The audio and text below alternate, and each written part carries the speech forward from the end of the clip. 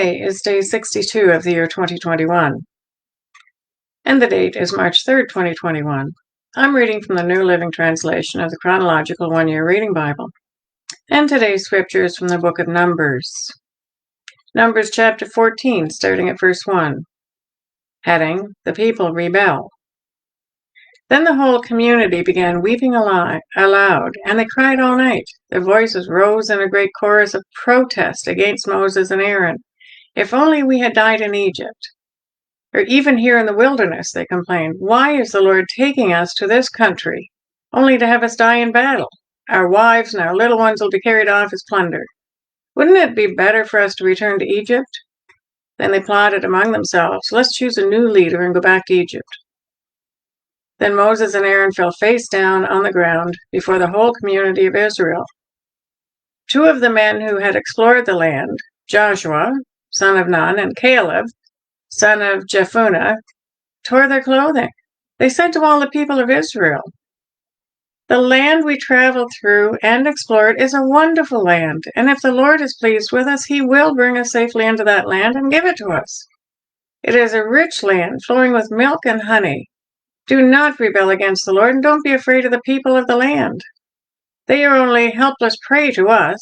They have no protection, but the Lord is with us. Don't be afraid of them. But the whole community began to talk about stoning Joshua and Caleb.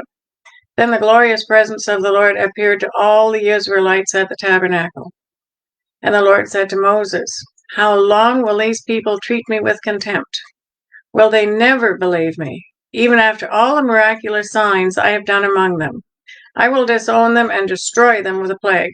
Then I will make you into a nation greater and mightier than they are. Heading, Moses intercedes for the people. But Moses objected. What will the Egyptians think when they hear about it? He asked the Lord. They know full well the power you displayed in rescuing your people from Egypt. Now, if you destroy them, the Egyptians will send a report to the inhabitants of this land, who have already heard that you live among us, among your people. They know, Lord, that you have appeared to your people face to face, and that your pillar of cloud hovers over them. They know that you go before them in the pillar of cloud, both day and by night, night by fire. Now, if you slaughter all these people with a single blow, the nations that have heard of your fame will say, the Lord was not able to bring them into the land he swore to give them, so he killed them in the wilderness. Please, Lord, prove that your power is as great as you have claimed. For you said, the Lord is slow to anger, and filled with unfailing love, forgiving every kind of sin and rebellion. But he does not excuse the guilty. He lays the sins of the parents upon the children. The entire family is affected, even children in the third and fourth generations. In keeping with your magnificent, unfailing love, please pardon the sins of this people, just as you have forgiven them ever since they left Egypt. Then the Lord said, I will pardon them as you have requested. But as surely as I live, and as surely as the earth is filled with the Lord's glory, not one of these people will ever enter that land. They have all seen my glorious presence and the miraculous signs I have performed both in Egypt and in the wilderness. But again and again they have tested me by refusing to listen to my voice. They will never even see the land I swore to give their ancestors. None of those who have treated me with contempt will ever see it.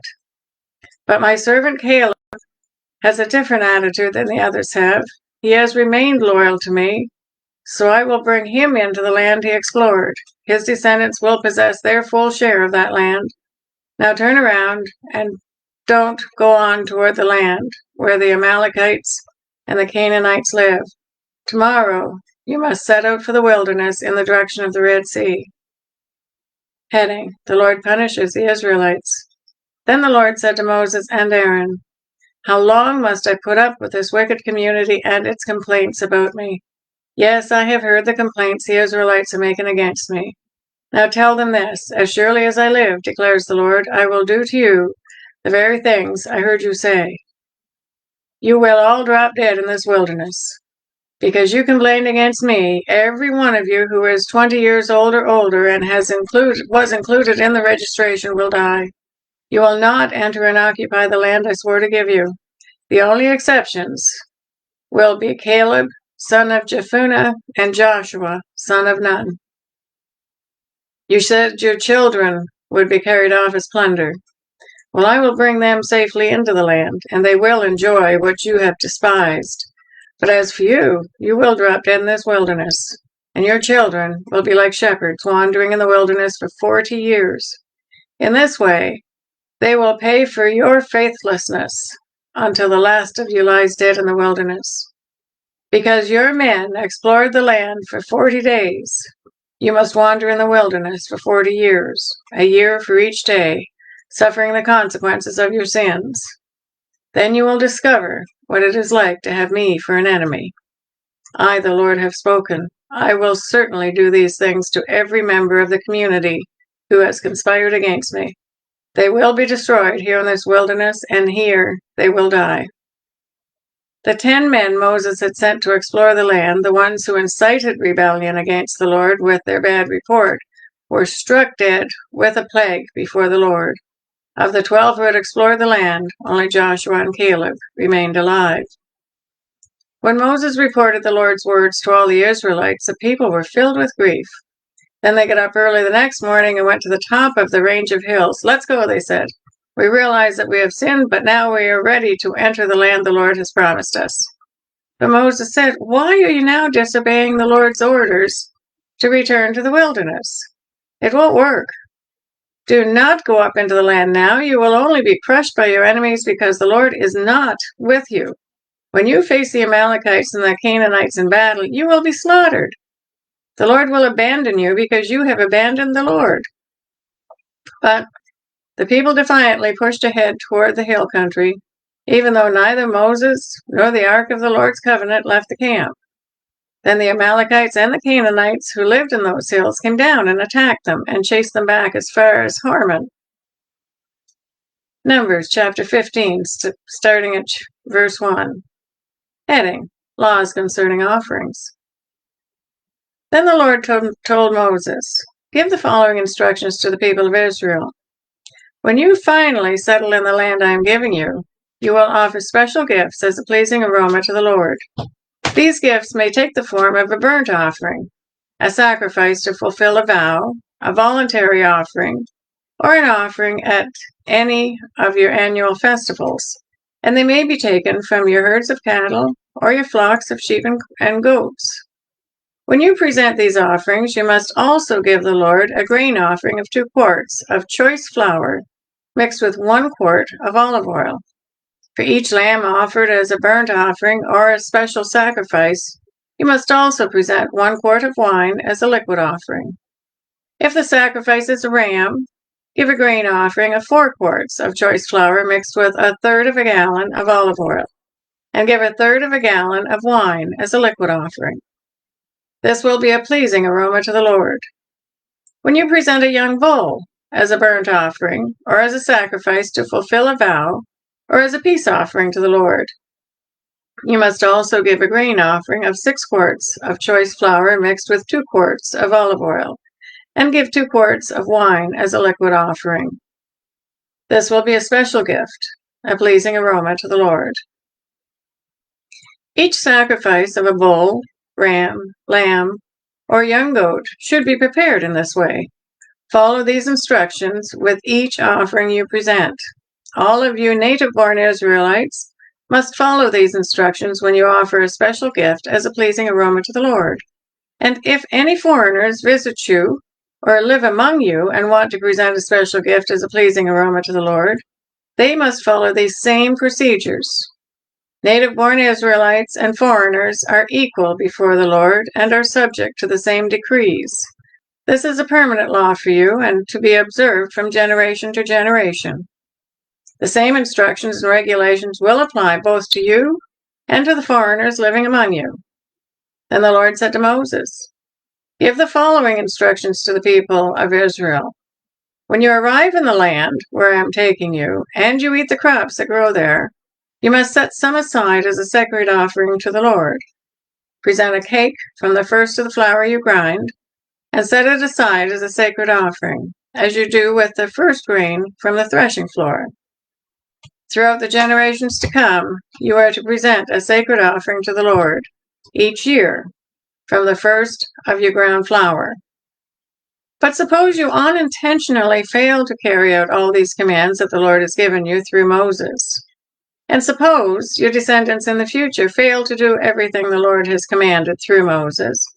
If the mistake was made unintentionally and the community was unaware of it, the whole community must present a young bull for a burnt offering as a pleasing aroma to the Lord. It must be offered along with its prescribed grain offering and liquid offering, and with one male goat for a sin offering. With it, the priest will purify the whole community of Israel, making them right with the Lord, and they will be forgiven. For it is an unintentional sin, and they have corrected it with their offerings to the Lord, the special gift, and the sin offering. The whole community of Israel will be forgiven, including the foreigners living among you, for all the people were involved in the sin. If one individual commits an unintentional sin, the guilty person must bring a 1-year-old female goat for a sin offering. The priest will sacrifice it to purify the guilty person before the Lord, and that person will be forgiven. These same instructions apply both to native-born Israelites and to foreigners living among you. But those who brazenly violate the Lord's will, whether native-born Israelites or foreigners, have blasphemed the Lord, and they must be cut off from the community. Since they have treated the Lord's word with contempt and deliberately disobeyed his command, they must be completely cut off and suffer the punishment for their guilt. Heading: Penalty for breaking the Sabbath. One day while the people of Israel were in the wilderness, they discovered a man gathering wood on the Sabbath day. The people who found him doing this took him before Moses, Aaron, and the rest of the community. They held him in custody because they did not know what to do with him.